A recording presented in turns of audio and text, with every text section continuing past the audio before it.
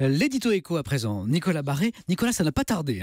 La Chine a immédiatement réagi à l'élection de Donald Trump face à un président américain qui fustige le Made in China. Eh bien, la riposte est déjà en marche. Oui, et l'idée du régime chinois, c'est de proposer à ses voisins asiatiques de créer une vaste zone de commerce qui couvrirait toute la région Asie-Pacifique. Ça fait un moment que Pékin pousse cette idée pour étendre son influence. Or, jusqu'ici, les États-Unis avaient toujours réussi à l'en empêcher. L'administration Obama avait pris de vitesse même les Chinois en proposant de son côté au Japon et à 10 autres pays de la région Asie-Pacifique un vaste traité commercial qui était sur le point vraiment d'aboutir. Mais ce traité, Donald Trump veut le déchirer. Exactement, ce traité aurait dû être ratifié si Clinton avait été élu, ce qui aurait donné aux États-Unis un avantage sur la Chine dans toute cette région Asie-Pacifique. Or, Trump ne voit pas du tout les choses de la même manière, il refuse de le ratifier, et du coup les Chinois se disent on a une occasion en or pour proposer à nos voisins du pourtour du Pacifique de nous rejoindre. Et alors on parle là de tout le Pacifique, c'est-à-dire de l'Asie bien sûr, mais aussi de l'Amérique latine.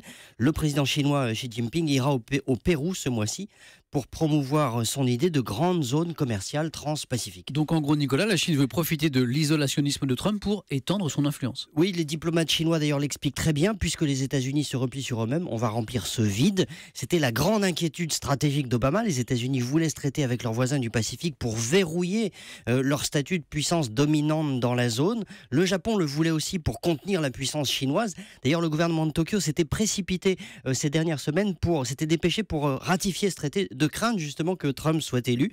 Cette crainte s'est vérifiée. L'isolationnisme de Trump met toute cette stratégie américaine par terre et ouvre un boulevard à la Chine dans la région. Vous voyez, ça n'a pas tardé. Ouais, c'est l'occasion peut-être d'un nouveau relais de croissance pour la Chine également. Probable. Merci Nicolas.